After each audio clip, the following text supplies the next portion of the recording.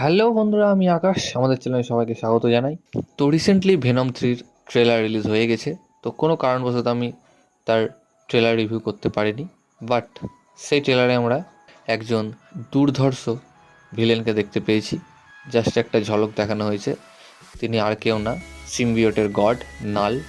তো সেই নালেরই আজকে অরিজিন আপনাদের বলবো। তো চলুন আর সময় নষ্ট না করে ভিডিওটি শুরু করা যাক।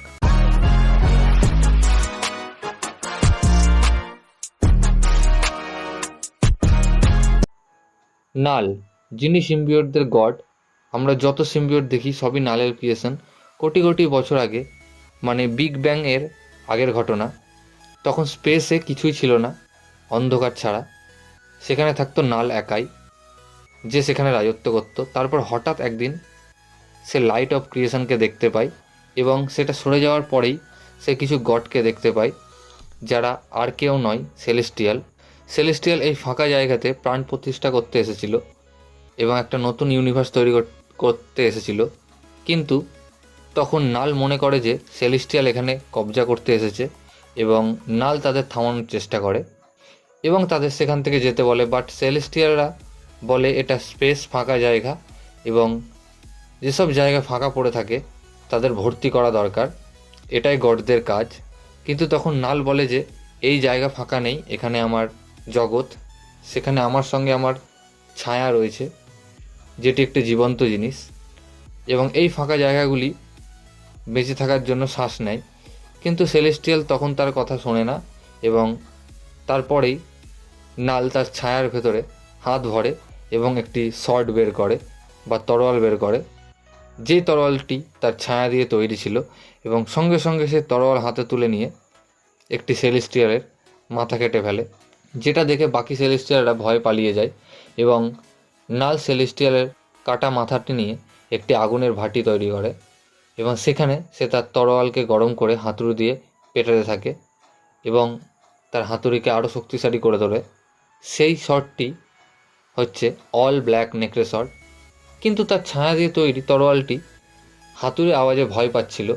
সেই কারণে সিম্বিয়েটরাও, লক্ষ্য করে দেখবেন, আগুন এবং শব্দ শুনে ভয় পায়, যেমন ভেনম, কার্নেজ, এদের আপনি দেখেছেন, এবং যেগুলি পরে সিম্বিওটের নাম পায়। এরপর সে ভাবে এই তরোয়াল দিয়ে সব গডদের সে মেরে ফেলবে, এবং সব গডদের মারতে থাকে।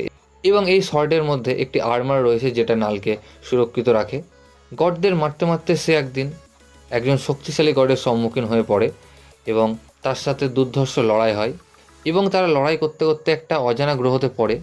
সেই গ্রহে যারা বাস করত তারা গডদের খুবই মানত, কিন্তু গড তাদের একদমই পাত্তা দিত না, যেই কারণে তারা না খেতে পেয়ে মারা যাচ্ছিল। বাট তাও তারা ভগবানকে বিশ্বাস করত। সেই গ্রহে এমন একজন মানুষ ছিল যার ভগবানের প্রতি বিশ্বাস উঠে গেছিল।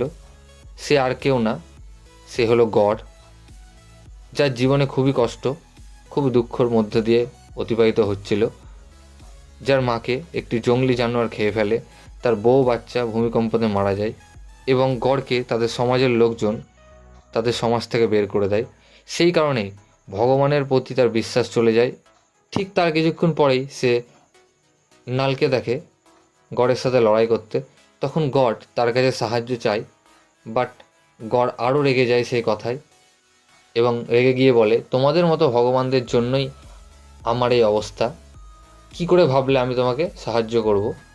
ঠিক তখনই নালের গা থেকে সিম্বিওটের একটি টুকরো গডের হাতে এসে পড়ে, এবং সেটা দিয়ে সে গডকে মেরে ফেলে, এবং তারপরেই সে সিম্বিওটের পাওয়ার পেয়ে যায়, এবং সে হয় গড দ্য গড বুচার, যাকে আমরা থর লাভ অ্যান্ড থান্ডারে দেখেছি, বাট তাকে ওয়েস্ট করা হয়েছে সেখানে। যদিও কমিক্সে 3টে থর মিলে তাকে হারিয়েছিল, এতটাই সে শক্তিশালী। এরপর নাল লড়াই করতে করতে ক্ষতবিক্ষত হয়ে পড়ে, এবং সে নিজেকে হিল করার জন্য অজানা একটি গ্রহতে আশ্রয় নেয়, এবং সেখানে সে জানতে পারে যে তার সিম্বিওট লিভিং থিংসের সঙ্গে যুক্ত হতে পারে এবং তাদের কন্ট্রোল করতে পারে।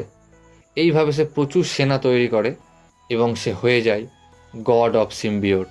যেই কারণে তাকে লড়াই করার জন্য আর কোথাও যেতে হয় না। সে তাদের সিম্বিওটদের বিভিন্ন গ্যালাক্সি, বিভিন্ন জায়গায় পাঠায়, এবং সেখানে গিয়ে তারা সেই প্ল্যানেট বা গ্যালাক্সিকে ধ্বংস করতে থাকে। তাদের মধ্যে একটি সিম্বিওট, যেটি হলো ড্রাগন সিম্বিওট, সে পৃথিবীতে চলে আসে এবং পৃথিবীকে ধ্বংস করতে লাগে। ঠিক তখনই তাকে আটকাতে একটি গড চলে আসে, যেই গড আর কেউ না, গড অফ থান্ডার, থর, যে সেই ড্রাগনকে হারিয়ে দেয় এবং একটি পাওয়ারফুল বিদ্যুতের ঝটকা দেয়, যেটা নালও অনুভব করতে পারে। ঠিক সেই মুহূর্তেই সব সিম্বিওটদের সঙ্গে নালের কানেকশান কেটে যায়, যেই কারণে সিম্বিওটগুলি নিজে নিজে তাদের হোস্ট চেঞ্জ করতে থাকে এবং তারা আর কেউ না, তারা ছিল মানুষ। তারা মানুষদের কন্ট্রোল করতো এবং মানুষদের কন্ট্রোল করার ফলে মানুষদের ভিতর যে অনুভূতি থাকে, সেই অনুভূতিগুলো সিম্বিওটদের ভেতর ঢুকে যায় এবং সিম্বিওটরা ভালো হয়ে যায় এবং বুঝতে পারে যে নাল একজন ভিলেন, যে এতদিন ধরে তাদের কন্ট্রোল করছিল। তখন সব সিম্বিওটরা মিলে নালের প্রতি বিদ্রোহ করে এবং সব সিম্বিওট মিলে তাকে ঘিরে ফেলে এবং তাকে আটকে ফেলে একটি জায়গাতে, যে জায়গাটি হচ্ছে প্ল্যানেট ক্লিন্টার। বাট এটা কোনো প্ল্যানেট নয়, এটি হলো একটি জেল, যেখানে নালকে আটকে রাখা হয়েছে। তো এই ছিল নালের অরিজিন। প্রচুর খাটতে হয়েছে এই ভিডিওটা তৈরি করার জন্য। প্লিজ সাপোর্ট করুন এবং ভিডিওটিকে লাইক, কমেন্ট, শেয়ার এবং চ্যানেলটিকে সাবস্ক্রাইব করুন।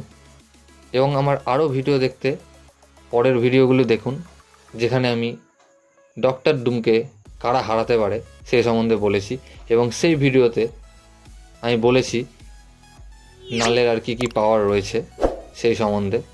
তো এই ভিডিওটা এতটুকুই গাইস। ভিডিওটি দেখার জন্য থ্যাংক ইউ, ধন্যবাদ।